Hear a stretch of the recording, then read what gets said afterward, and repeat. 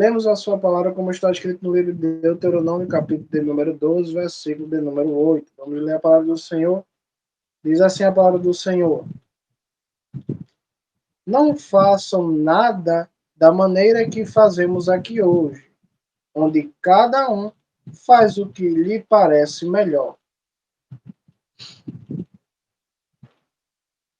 Não façam nada de maneira que fazemos aqui hoje, onde cada um faz o que lhe parece melhor.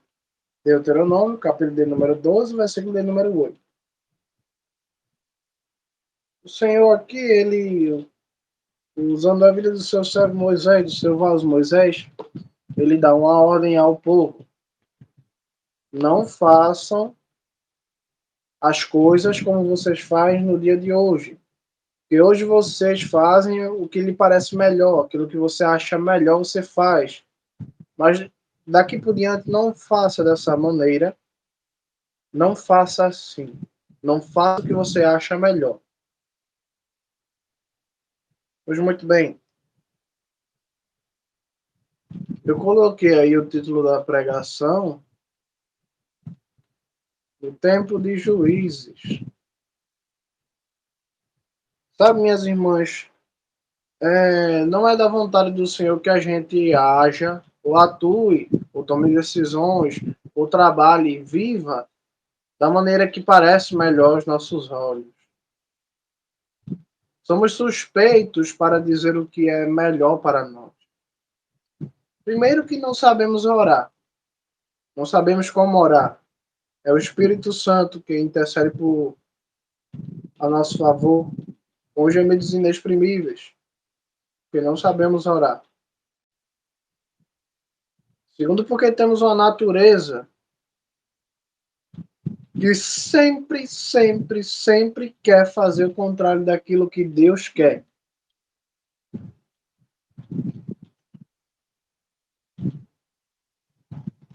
Em terceiro lugar, somos mortais e limitados. Porém, ainda assim, com esses fatos, que é inegável, são fatos inegáveis que você, gostando de mim ou não gostando, ouvindo pregações minhas ou não ouvindo, na verdade não são minhas, são Deus que me dá. Porém, me conhecendo ou não conhecendo, você vai concordar comigo e que não sabemos orar como devemos, e que somos limitados, a gente não tem uma visão ampla como a de Deus, ilimitada, infinita, que sabe de tudo e de tudo. Temos a natureza pecaminosa. Pois muito bem. Sabendo de todos esses fatos, de todos esses detalhes que são irrevogáveis, em outras palavras, ninguém pode negar que isso é verdade, é isso que eu quero dizer. As pessoas ainda assim tentam agir dessa forma, apesar de na Bíblia ter tantos exemplos de que isso não dá certo. Vamos ver o caso de Sansão, que queria porque queria casar com uma mulher estrangeira. E onde isso acabou, né? Vemos o caso de Salomão, que quase perece porque quis fazer de tudo e de tudo ele fez.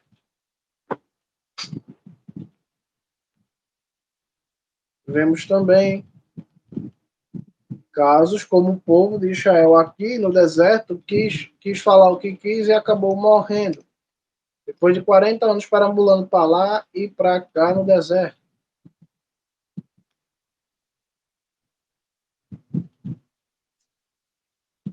Então, uma coisa é certa, agir como se quer, sem consultar a Deus, não é bom e não leva a nada de bom. Agir como parece melhor aos nossos olhos não é bom. Veja que aqui a palavra de Deus ela não diz que o povo agia como, como era melhor. O povo não agia como era melhor, mas como lhes parecia melhor. Parecia, mas não era. E sabe, Mais de 3.000 anos depois, essa palavra aqui, escrita no livro de Deuteronômio, há milênios atrás, continua a se repetir nos dias de hoje. E sabe o que é pior? É que naquela época de Deuteronômio, na época de Moisés, as pessoas não tinham uma palavra de Deus tão grande como a gente vê hoje de Gênesis e Apocalipse. Não, eles tinham apenas Gênesis, a história do livro de Êxodos, que eles tinham vivido, os mandamentos de Levítico e Números, e aqui estava sendo feito o livro de Deuteronômio. Então eles não tinham muito ensinamento. Eles tinham também o livro de Jó e alguns salmos. Nessa época já tinha sido escrito. Mas eles não tinham mais além disso. Então percebam que, apesar de todos nós temos a oportunidade de conhecer mais a Deus, não que a gente tenha visto pedra cair do céu pegando fogo, ou que a gente tenha visto uma coluna de fogo guiando o povo pelo deserto, ou que a gente tenha visto um mar se abrindo na praia. Porém, é inegável que a gente tem mais oportunidade, mais conhecimento do que esse povo aqui. Para começar, a gente pode sentir o Espírito Santo, coisa que não era qualquer pessoa aqui que era autorizada a sentir. Hoje conhecemos o nome do Messias, coisa que nem Davi sabia e nunca soube na sua vida. Aqui temos revelações do que vão acontecer no final do mundo, coisa que aqui o povo ainda não tinha muitos detalhes. Temos aqui detalhes muito, muito profundos. Temos exemplos na Bíblia, na nossa vida, em histórias e testemunhos. Aqui o povo de Israel ainda não tinha tantos exemplos que poderiam ser usados. Sansão não tinha nascido, Davi também não, Salomão também não. Não tinha tantas histórias para contar bíblicas como a gente tem no dia de hoje.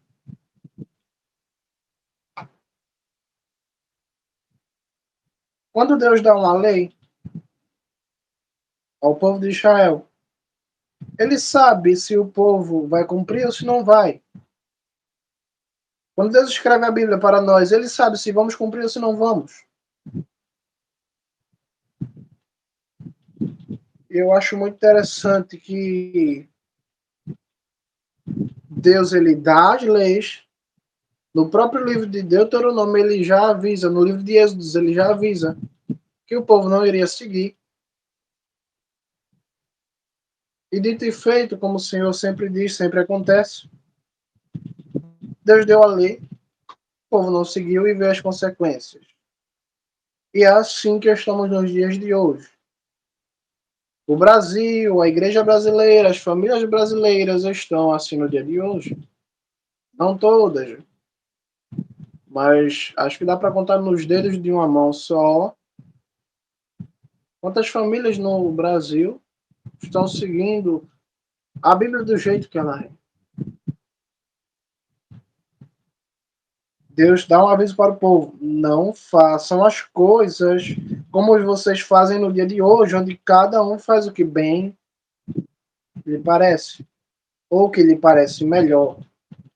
Onde cada um faz o que lhe parece melhor. Pois muito bem. Deus dá esse aviso e o povo de Israel não cumpre. É aí então que depois da morte de Moisés, levanta-se Josué. Josué morre. Os sacerdotes da época de Josué morrem. O povo se desvia. Deus levanta Otniel, um homem da família de Caleb. Ele foi o primeiro juiz de Israel. Ele julga Israel, o povo volta para Deus, ele morre, o povo se desvia. O povo clama a Deus, colhendo as consequências do seu pecado. Deus envia outro juiz, liberta o povo da opressão de um governo estrangeiro.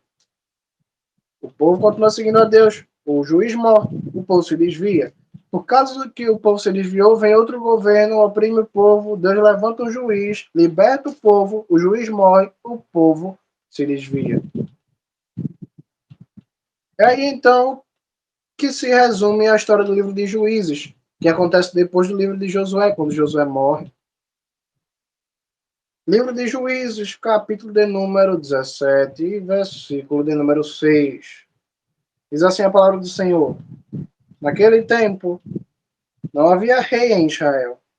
Um homem simplesmente fazia o que pensava estar certo. Estamos vendo aqui já que nos tempos de Juízes, por não havia rei, não tinha Davi, não tinha Saul, não tinha ninguém. Então o povo fazia o que queria. Josué morreu, não tem líder. O povo fazia o que queria, o povo fazia o que achava melhor. Porém, não ter rei sobre o povo não é uma desculpa para que o povo ficasse agindo da maneira que quisesse. Nesse mesmo capítulo de Juízes, tem pessoas que pegam prata, pegam metais, fazem deuses, falsos deuses, fazem ídolos, falsos deuses, que não são deuses. E o povo ainda fala assim, que o Senhor, o Deus de Israel, te abençoe porque você fez isso. Não era desculpa que cada pessoa estivesse agindo como quisesse. Por quê? Porque realmente Moisés morreu, Josué morreu, os juízes estavam morrendo. Mas a lei do Senhor estava aqui escrita, assim como está aqui. Os sacerdotes levitas estavam debaixo da ordem da lei, assim como estava escrito na lei de Moisés. Sim, não havia rei. Mas por acaso não havia lei? Por acaso não tinha ninguém que tivesse um rolo da lei de Moisés para saber o que era certo e o que era errado a se fazer? Se todos os rolos de Moisés tivessem sido destruídos, a gente não teria Bíblia hoje. Porque teria tido, tudo seria perdido. Não ficaria memória. Mas o povo de Israel aprende depois do livro de Juízes. Vamos ler o último versículo do livro de Juízes? Antes de ler o último versículo, quero somente reler o versículo de número 6 do capítulo 17. Naquele tempo não havia rei em Israel. O homem simplesmente fazia o que pensava estar certo. Último versículo do livro de Juízes. Juízes de número 21, capítulo de número 21, versículo de número 25. Juízes, capítulo de número 21, versículo de número 25. Naquele tempo, não havia rei em Israel. O homem fazia simplesmente aquilo que pensava estar correto. Acabou o livro de Juízes. Último versículo, ninguém aprendeu nada. E o livro de Juízes, ele é justamente o que diz juiz ao nome. Isso aqui é um registro contra o povo de Israel, que tinha a lei de Deus, que tinha os rolos da lei de Moisés. E era o único povo na terra que tinha realmente conhecido a Deus através de milagres e através de leis tão concretas, tão bem explicadas.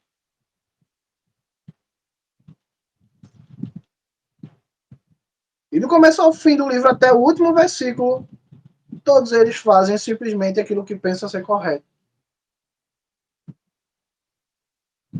Tem levita que tem concubina, tem gente que não é levita e faz o que pensa estar certo. Tem levita que serve a pau e pedra, a ídolos, e o povo diz que Deus te abençoe. Tem gente que constrói ídolos e o povo abençoa em nome de Deus. Tem levita que tem concubina, matam a concubina dele. Quase que a tribo de Benjamim some do mapa, quase que a tribo de Benjamim acaba nesse livro. Tamanha anarquia, tamanha falta de senso que o povo estava tendo. Começou a guerrear entre seus irmãos, todas as tribos de Israel, quase destruíram a tribo de Benjamim. Por pouco, por graça e misericórdia de Deus, a tribo de Benjamim não acabou depois desse livro.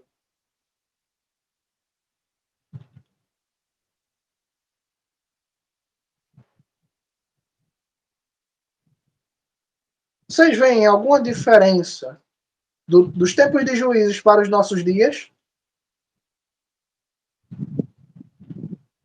Sim, Jesus, ele foi para o céu. Ele não está mais assim visível aos nossos olhos como estava com os apóstolos. Porém, ele não nos deixou sem rei. Ele é o próprio rei. Ele não nos deixou sem lei. Assim como não deixou o povo de Israel no tempo de juiz, sem lei. Os juízes estavam morrendo, mas a lei estava lá, o livro estava lá. Os sacerdotes estavam lá. Qual era a desculpa? Porque cada pessoa agia conforme o seu bem-querer. Temos aqui todos, até mesmo pessoas que não são cristãs, têm uma Bíblia em casa. E por que cada pessoa está agindo da maneira que acha melhor? Uns pensam que é certo usar brinco, outros pensam que é errado. Uns pensam que é certo usar calça, outros não usam calça, só usam saia. Uns pensam que só pode pregar de paletó, outros pensam que não podem. Uns usam véu, outros não usam. Mas por que cada pessoa age da maneira que acha melhor se a Bíblia é a mesma, se Deus é o mesmo, se só há um Espírito Santo, se só há uma fé, um batismo, uma santa ceia e um Senhor? Por que estamos vivendo evangelhos diferentes, sendo que a Bíblia é a mesma? Alguém me explique.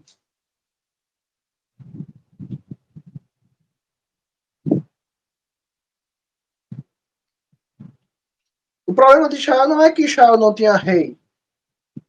No tempo de Moisés também não tinha rei. No tempo de Josué não tinha rei. Moisés não foi rei, Josué não foi rei.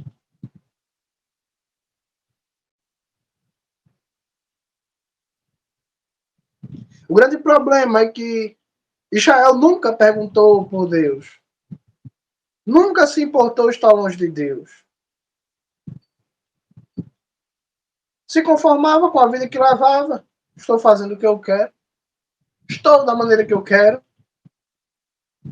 Perceba, minhas irmãs, que hoje temos congregações para tudo. Se você quer usar véu, tem uma congregação que usa véu. Se você não quer usar, tem uma que não usa. Se você quer usar calça, tem uma que usa. Se você não quer usar calça, tem uma que ninguém usa calça. Você acha que é certo dar o dízimo? Tem uma que dá dízimo. Essa aqui eu não vou poder dizer que não tem nenhuma que não faz dízimo, porque todas fazem, da maneira errada, mas fazem. Você quer uma igreja onde as pessoas se vistam e falem como os judeus? Tem igreja que o povo fala assim. Você quer que uma igreja onde aceite você com brinco, piercing, tatuagem, decote, short, tudo tem essa igreja. Você quer ser um adúltero e quer que ninguém fale nada, tem essa igreja. Até então, no Brasil, até o dia de hoje, pelo menos, não mudaram a Bíblia ainda. Ainda.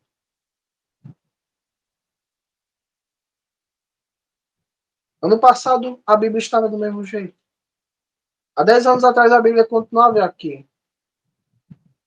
Mas as pessoas insistem em fazer aquilo que querem. Porque há tantas congregações e cada congregação tem uma doutrina se a Bíblia é a mesma. Como é possível que os apóstolos, os 12 e Paulo, como é que eles conseguiam seguir a mesma doutrina estando em lugares diferentes e uns nunca se viram na vida? Paulo diz que não conheceu nenhum apóstolo exceto Pedro, Tiago e João. Ele diz que os outros ele não conheceu, nunca viu. Mas como é possível que Paulo e Mateus nunca se viram e estavam seguindo a mesma doutrina ao longo de suas vidas? Como é que Tiago, um dos Tiagos, apóstolo, nunca viu Paulo e eles estavam seguindo a mesma doutrina enquanto estavam vivos?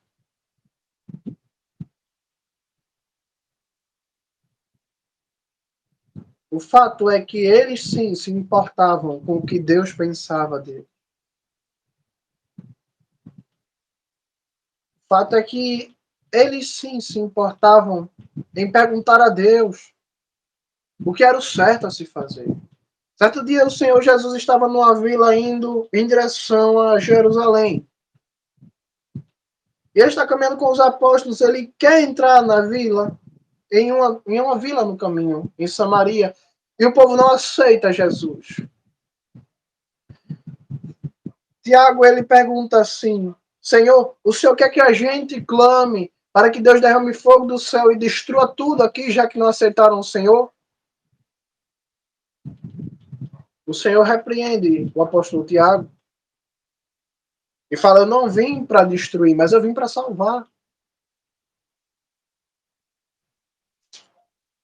Sim, é verdade, o apóstolo Paulo estava errado. Ele achava que era o certo a se fazer, mas veja, ele perguntou a Deus.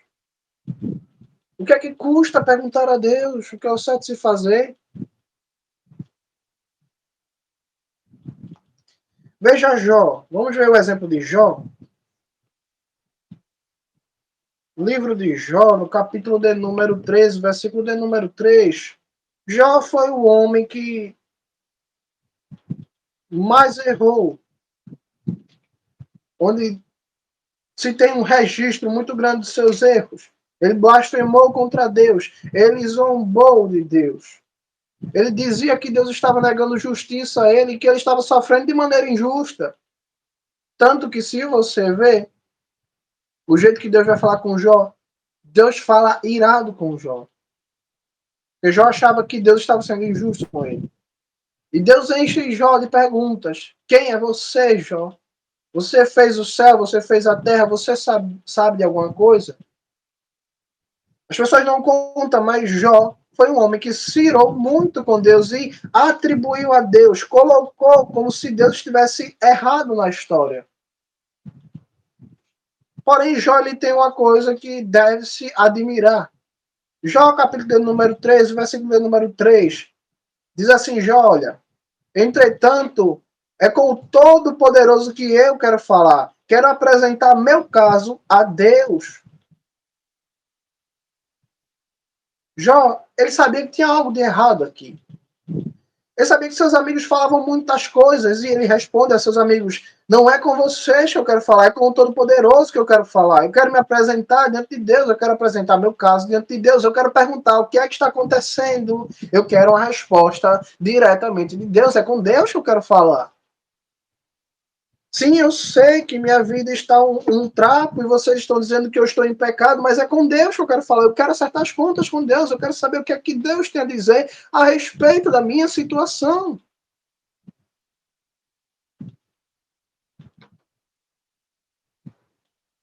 Jó, ele achava que estava certo, questionando a Deus da maneira que ele estava questionando, mas ainda assim ele queria saber a opinião de Deus. O que é que está acontecendo na minha vida? Por que eu estou assim? O que é que aconteceu que de dia para a noite eu perdi o meu filho, perdi a minha casa, perdi a minha fazenda e até a minha esposa me odeia? Eu quero saber o que é que Deus tem a dizer. Jó, ele não procurou os seus amigos. Seus amigos foi quem vieram até ele. Ele não estava procurando consolo, ele não estava procurando palavra, uma pregação de alguém. Ele queria falar com o próprio Deus.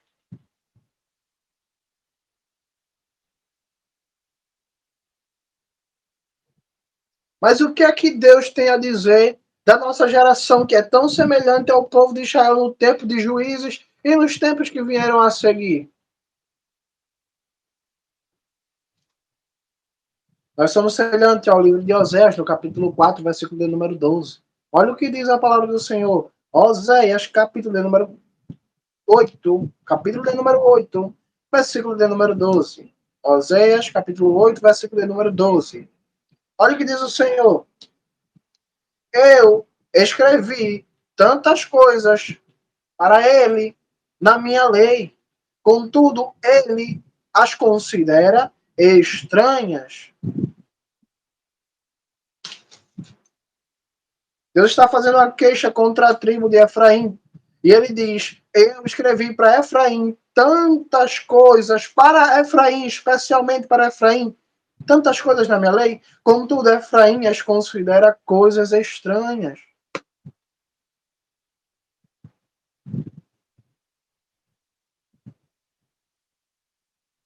Temos muitas pessoas gritonas nas pregações,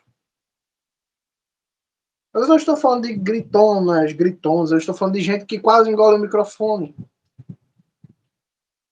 Gente que grita com o microfone, gente que grita nas suas orações, gente que grita com Deus,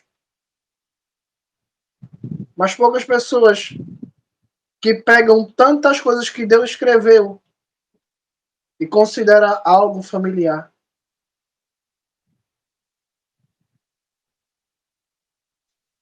Tem pouca gente que pega a lei de Deus na mão e olha para essa lei como se fosse um espelho todos os dias. Da esquerda para a direita, linha por linha, lei por lei, versículo por versículo, capítulo por capítulo. Porque as pessoas acham que podem ganhar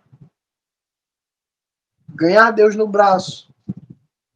Acham que se você fizer uma oração gritando, se você cantar gritando, se você pregar gritando, isso é unção.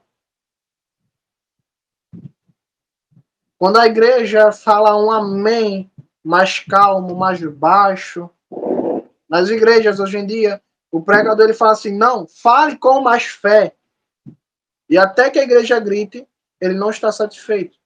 Porque gritar virou sinônimo de ter fé, gritar virou sinônimo de ter comunhão com Deus. E não é assim. As pessoas fazem o que acham que é certo, não conhecem a lei de Deus, estão como o livro de Oséias. Deus escreve tantas coisas para nós e a gente não tem tempo. Tem tempo para ficar no celular, tem tempo para namorar, tem tempo para trabalhar, tem tempo para se estressar e ver bobagem no Instagram, nas redes sociais. Mas não tem tempo para pregar, viver e ler esse livro. Tem tempo para se envergonhar de falar do evangelho no trabalho, tem tempo para se envergonhar de falar Jesus está voltando dentro de um ônibus, dentro de um transporte público, mas não tem tempo para pegar esse livro aqui e entender ele de capa a capa.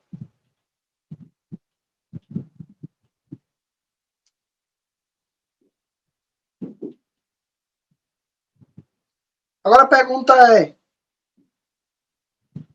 Israel se desviou no tempo de Juízes e não tem desculpa, porque apesar de não ter rei, tinha lei, tinha sacerdotes, estava tudo como Moisés falou. Está aqui escrito, leiam, disse Moisés. Leiam, meditem nisso aqui. Josué falou, vivam lendo isso aqui, meditem nisso aqui dia e noite. Ainda assim o povo fez o que queria. Qual é a nossa desculpa? Na época de Moisés, só tinha um rolo para que todo mundo lesse. Aqui é o contrário. Nos nossos tempos, todas as pessoas têm uma Bíblia e elas podem ler na hora que quiserem. Mas as pessoas ficam contentes vindo aqui uma vez por dia, escutando o que eu digo e acham que está fazendo demais. Você não foi feito para ter comunhão com o Tiago, você foi feito para ter comunhão com Deus. Por mais que Deus fale através de mim, Deus quer falar com você.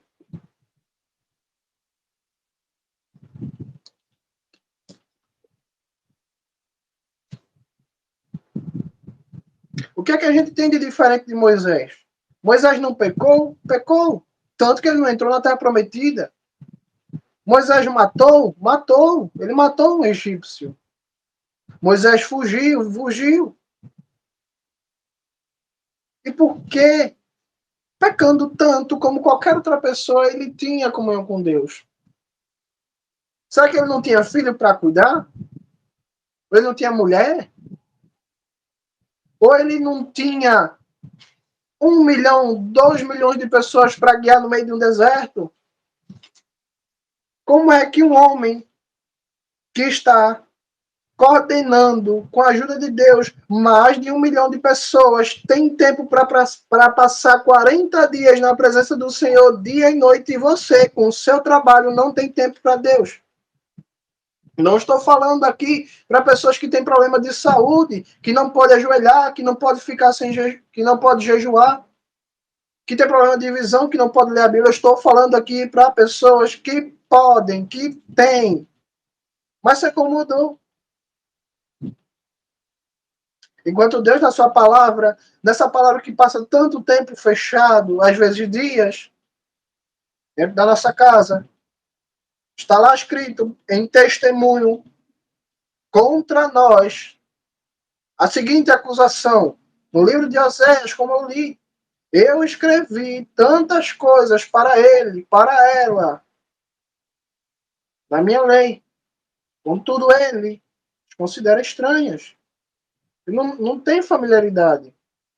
Isso é um livro estranho, ele não sabe dizer onde é que está o livro, ele não sabe achar um versículo aqui, isso é um livro estranho, ele não sabe nem de onde vem, nem para onde vai.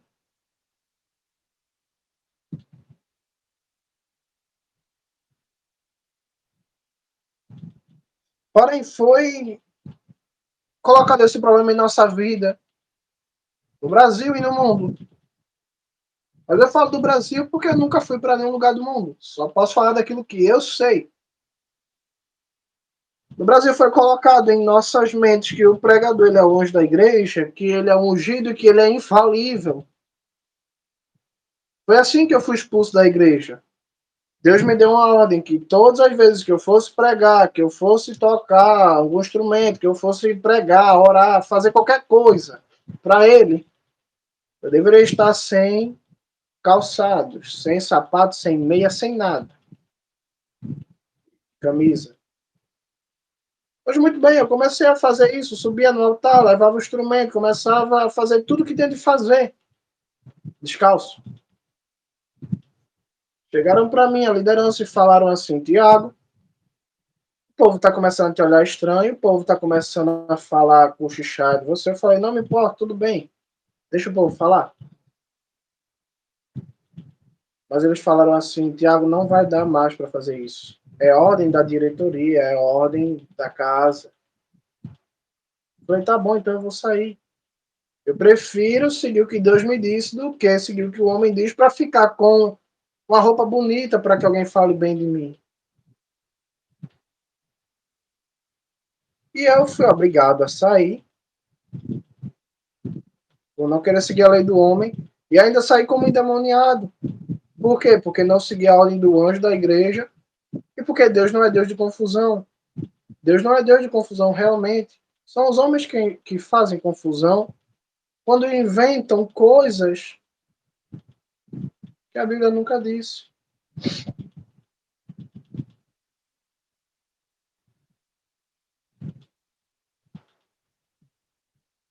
Então, as pessoas elas ficam dentro da igreja preocupadas mais com a doutrina da casa do que com a doutrina do livro sagrado. Eu vi um vídeo de um pastor, diretor de uma famosa igreja de João Pessoa, no Paraíba, e ele estava dizendo até mesmo a tradução bíblica que você deve usar, que você não chegasse com outra tradução bíblica lá, que você só podia usar a tradução bíblica da igreja dele. E que ele estava falando isso para o seu bem. Então as pessoas deixam que um homem decida até mesmo a tradução bíblica que você vai usar, a roupa que você vai usar. Isso até certo ponto é certo quando a Bíblia respalda isso. Mas quando a Bíblia não respalda, esse povo semelhante a Oséias que não conhecem as leis de Deus, só conhecem a lei de homem, continua a seguir leis de religiões que são incapazes de refrear a carne e a natureza humana e só servem para gerar uma foto bonita em um cartaz de uma igreja. Mas não tem, essas leis não têm poder para refrear o adúltero, não tem poder para refrear a língua fofoqueira, não tem poder para refrear o olho pecaminoso, o adúltero. Só serve para fazer um joguinho ali, onde as pessoas se vestem tudo com a mesma farda, se comportam tudo igual, seguem as mesmas regras, fazem aquele roteiro todo e voltam para casa para ter encontro com demônios. Porque na igreja é uma coisa, na igreja o casal anda de mão dada, na igreja o filho se comporta, às vezes, na igreja os jovens estão todos sentadinhos lá na ala de jovens, mas em casa volta para ver o que não deve, volta para brigar com a esposa, volta para murmurar contra o pai, volta para bater na mãe, volta para desobedecer os mandamentos de Deus. Esse é o tipo de igreja que foi plantada no Brasil e agora vocês, refletindo Vocês perguntam, Tiago, por que do dia para a noite o Brasil ele virou de cabeça para baixo? Porque o Brasil sempre é conhecido pela corrupção. A corrupção começa em nosso meio. Quando pessoas abandonam a lei de Deus, nada dá certo, não importa quem esteja lá em cima, não importa quem esteja aqui embaixo, não importa quem esteja no meio. Se não temos Deus, não importa quem esteja nas capitais, nos estados. Estamos acabados se não estivermos com Deus. Não importa quem seja o pastor, não importa quem seja o líder, não importa quem seja o general. Se o povo abandonou a Deus, não tem mais esperança. A menos que alguém tome bom senso, pegue este livro e coma ele, olhe para ele até que os olhos dilatem, até que o coração palpite, até que você tome nojo do seu pecado e decida ter uma comunhão verdadeiramente sincera com Deus. Porque as pessoas acham que ouvir uma pregação minha é a mesma coisa que estar ouvindo o próprio Deus falar. Mas esse momento aqui não substitui o seu momento de oração.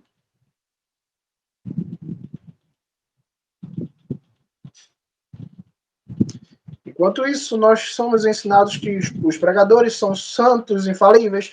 As igrejas são lugares santos e infalíveis. E as pessoas que lá estão, se você por acaso acha algum defeito, você não pode falar nada. Se você falar, isso é antibíblico. Isso não é de Deus. Deus não é Deus de confusão. Vamos ler o livro de Jeremias rapidamente, a gente já vai acabar a pregação. Livro de Jeremias, capítulo de número 2, versículo de número 8. Os sacerdotes não perguntam onde está o Senhor. Os que lidam com a lei do Senhor não me conhecem. Os pastores do povo rebelaram-se contra mim. Os profetas profetizam por Baal e vão atrás de coisas sem valor. Jeremias aqui está denunciando os pastores, falsos profetas e o povo em si.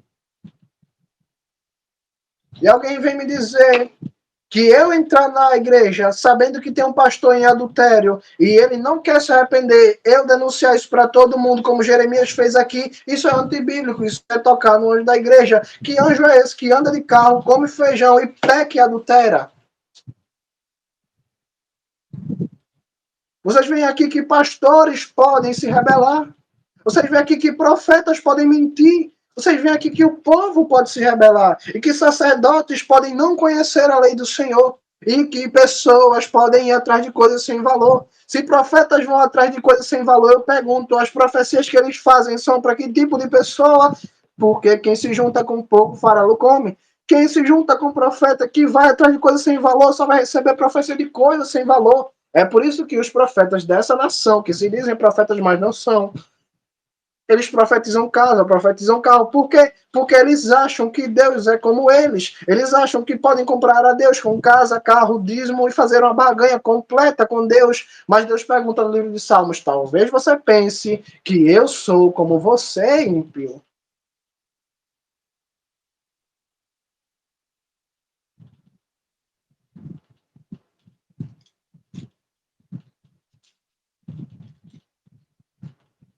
Jeremias, capítulo número 7, versículo número 4. Não confiem na expressão enganosa que diz o templo do Senhor, o templo do Senhor. Estas construções são o templo do Senhor. Quantas vezes sabemos que dentro daquela igreja, dentro daquele certo local, há um pastor adúltero, há uma liderança fofoqueira, há pessoas que desviam o dinheiro de pessoas inocentes e as pessoas continuam dizendo, esta é a casa do Senhor, viemos à casa do Senhor, como é bom estar aqui na casa do Senhor. Me alegrei quando disseram vamos à casa do Senhor. Não confiem na expressão enganosa, a casa do Senhor, esta construção é a casa do Senhor. E Deus está falando isso de qual construção? Da construção que Salomão fez de puro ouro com bronze e prata. Agora, se Deus falar isso da casa que ele ordenou a fazer mas o povo lá dentro não se comportava de modo correto, o que é que Deus vai dizer de uma casa de tijolo e barro que alguém faz e não se comporta de uma maneira correta? Visto que o templo de Israel, no passado, construído por Salomão, Deus realmente ordenou, Deus profetizou, Deus construiu do melhor material e deu do bom e do melhor para que tudo aquilo fosse impecável. Aquela construção, não houve nada na terra e nem haverá nada mais luxuoso do que aquilo, feito de ouro puro, feito tudo à mão, com pedras preciosas e tudo mais. E não era uma casa, um templo qualquer. Deus havia profetizado desde o tempo de Moisés que aquela casa seria construída. Deus ordena, Deus dá visão, Deus prepara, Deus dá ao homem que iria construir, Salomão, uma sabedoria extraordinária para que ele pudesse gerir a construção e o povo da melhor maneira. Porém, o povo não se comportou. E o que é que Deus fez? Não confiem na expressão que diz que essa aqui é a casa do Senhor. Deus rejeitou aquela casa. Aí vem alguém dizer que uma construção na avenida principal da minha cidade, feita de tijolo e barro, debaixo de roubo de dízimo e de oferta, porque dízimo em dinheiro é roubo, e oferta tomada à força não é oferta. Alguém vem dizer que aquilo é a casa do Senhor e que não fale contra aquele lugar. Por que estamos nessa situação? Porque estamos no tempo de juízes. O que era que acontecia no tempo de juízes? O povo tinha lei, e não queria saber da lei, queria saber do que achava melhor. Vou perguntar para uma pessoa, o que é que você me diz sobre esse pastor? O que é que você me diz sobre essa igreja? O que é que você me diz sobre essa doutrina aqui? Ah, eu acho... Não. Eu digo isso aqui, eu espero que todos entendam. Cristão, filho de Deus, não tem opinião. Ele não pode achar. Ele precisa de Bíblia. Tiago, adultério é pecado? Eu acho que é. Não, eu não posso ter opinião. Tiago, adultério é pecado? É. Por quê? Porque a Bíblia diz que no céu não entra adúltero. Porque a lei de Moisés diz isso. Deus entregou a lei a Moisés que dizia aquilo. Então, o que é que sobra para nós? O que é que sobra? O que é que a gente pode fazer? Nossa nação está fadada ao fracasso. As nossas famílias estão destruídas. As crianças e os jovens são somente uma massa de manobra, são como idiotas, não pensam. Os pais são dominados pelos filhos, são outros idiotas, não pensam. São tolos. Não foi esse ensinamento que recebemos dos nossos avós, não foi esse ensinamento que recebemos dos nossos pais, não foi esse ensinamento que recebemos do Senhor. Não fomos criados para ser idiotas, para ser enganado por pastor, enganar os nossos filhos nos enganarem e nós mesmos nos enganarem. Todos nós estamos nos enganando. Achando que estamos fazendo demais para Deus, quando na verdade estamos dando o resto para Deus. E não estou falando de dinheiro, nem de coisas que se podem comprar. Porque tempo não se compra. Dizem que tempo é dinheiro. Mas o tempo com Deus não se compara a dinheiro. E esse ponto é o que o povo não consegue entender. O tempo com Deus, uma oração com Deus, um tempo com Deus não se compara a dinheiro. É isso que os pastores não entenderam. Acham que o dinheiro é melhor do que o tempo com Deus. É isso que as pessoas não entendem. Acham que trabalhar é melhor, porque vai ganhar um salário, do que ficar uma hora com Deus. E agora achamos que vamos resolver as coisas com a força humana, com armas humanas, com o exército humano, mas o problema da nossa nação, o problema das nossas crianças, o problema da nossa vida é mais espiritual do que vocês pensam. E as pessoas não estão entendendo que a única saída é Deus. E por pouco tempo ainda resta, porque Deus já decidiu dar fim a tudo isso aqui. E a quem mais se atravessar no caminho de Deus, ele vai dar fim.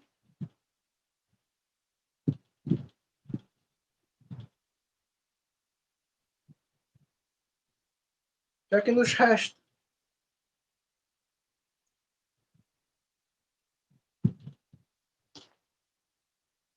Livro de Efésios, capítulo de número 5, versículo de número 17. Versículo de número 17, Efésios, capítulo de número 5, versículo de número 17. Não sejam tolos. Tentem entender qual é a vontade do Senhor.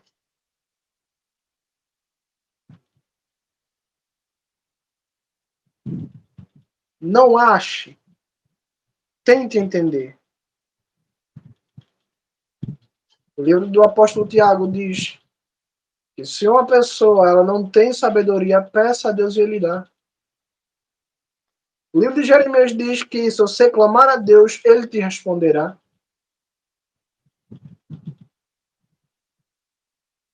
O que é que Abraão tinha que eu não tenho?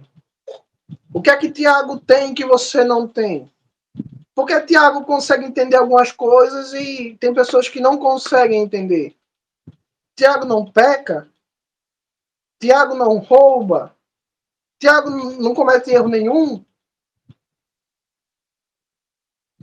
Cometi tantos pecados que não tenho capacidade de contar o meu testemunho. Meu passado é tão escuro que eu não tenho coragem e tem pessoas que nunca saberão tudo que eu cometi porque não vou ter forças para contar. Ninguém nessa terra sabe toda a maldade que eu cometi. E por que, apesar disso, Tiago consegue receber a resposta de Deus?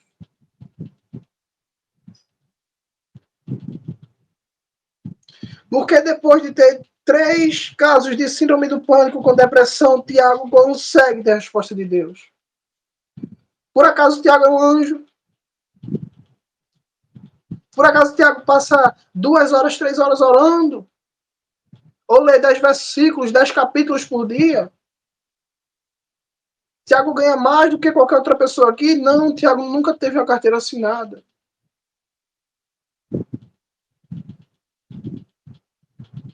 A única coisa que eu faço, desde o primeiro dia que eu me converti, de verdade, é perguntar a Deus. Senhor, essa doutrina está certa? Senhor, isso aqui que eu pensei é certo? Isso aqui que eu faço é certo? Por muitas vezes eu descubro que não é. Senhor, o que é que eu preciso fazer para me libertar desse pecado? O que é que eu preciso fazer?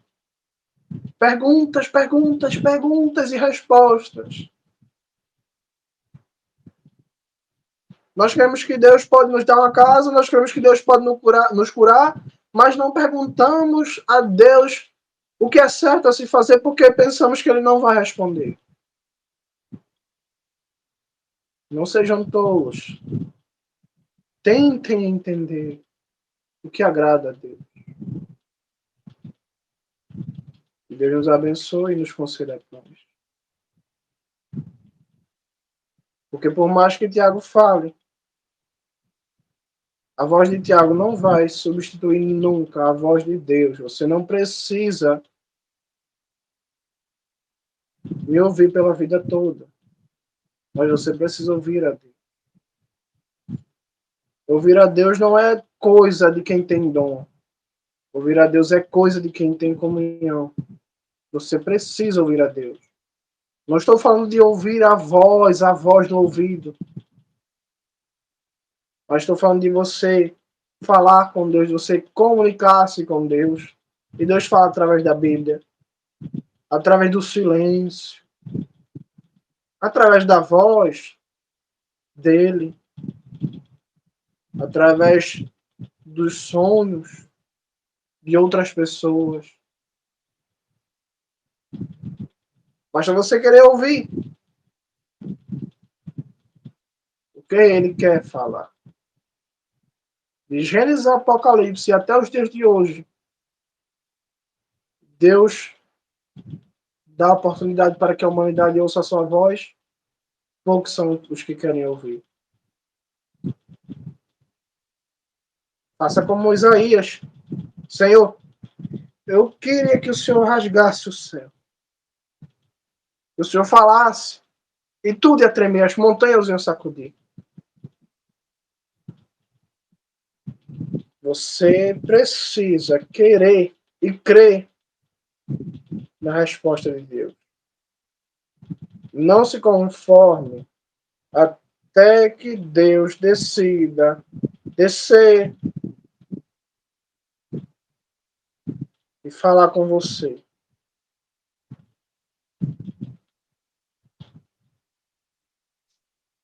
Que Deus nos abençoe e nos conceda a paz.